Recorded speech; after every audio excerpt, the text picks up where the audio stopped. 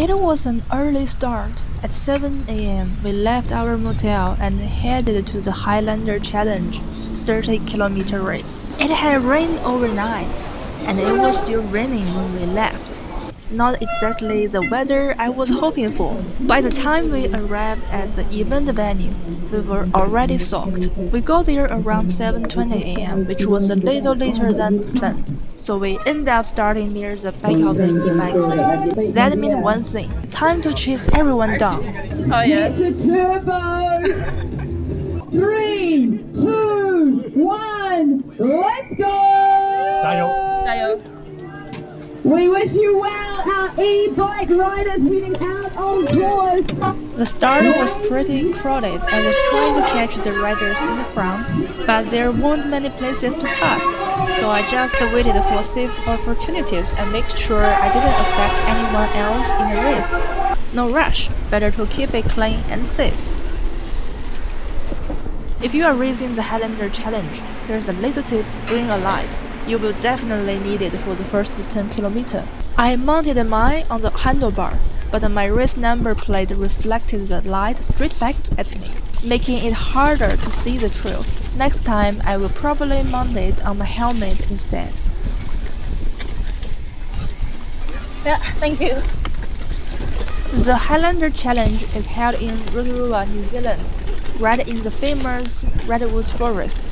If you've never been here before, it's probably one of the most iconic mountain biking destinations in New Zealand, with hundreds of kilometers of trails through beautiful forests.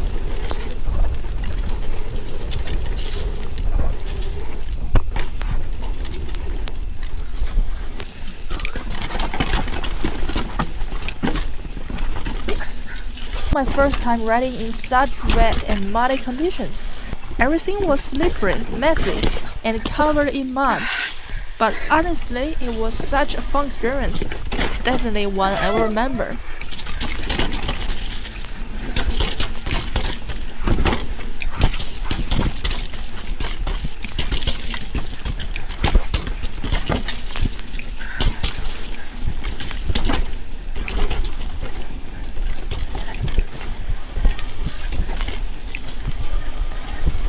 Not long into the race, I realized that my front brake wasn't working properly. So for almost the entire race, I had to rely almost entirely on my rear brake and ride much more conservatively. It's a lesson learned. Always check your brakes before race day. When I got home and took the brake apart, I found one side of the pistons had seized, so that's why it didn't work.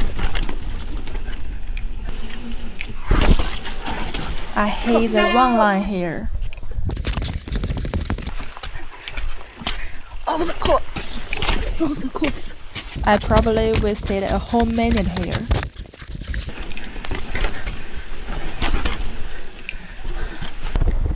Just so wide and high speed.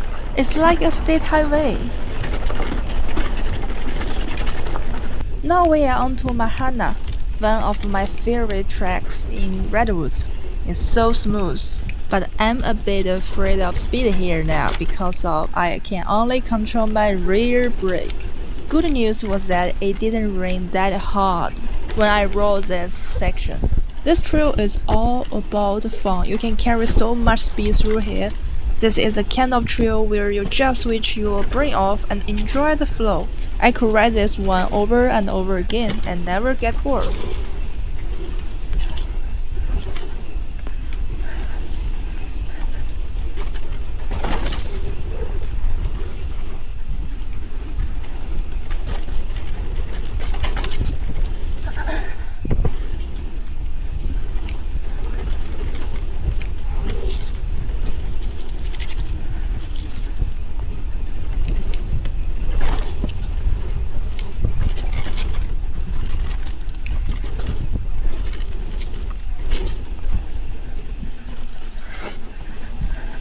I had no idea how many riders were still in front of me, so I just looked at the tire tracks in the mud and thought, yep, looks like there are still a few riders ahead of me.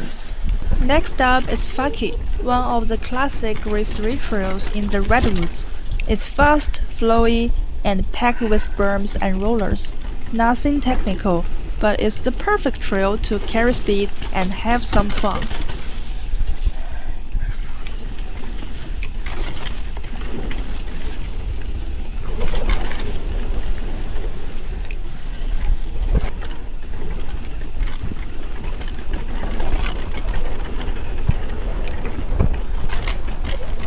Unfortunately, my camera battery died before I reached the finish, so I didn't get any footage crossing the line.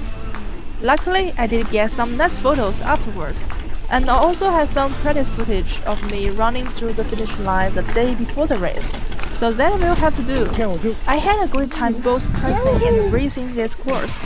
The organizers made quite a few changes compared with last year's 25k course. This year there wasn't a 25k or 50k ebike category, only the 30k race. This year there were around 70 riders in the 30k event, and I finished 4th in the women's category and 14th overall. No podium this time, but I'm still pretty happy with that result.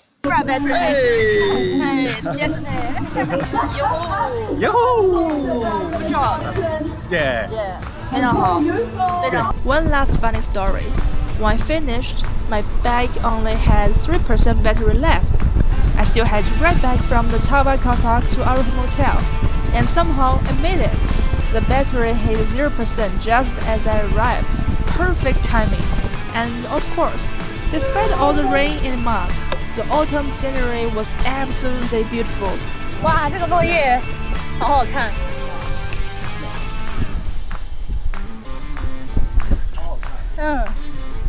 骑行中的风景。 Thanks for watching, and I will see you in the next adventure.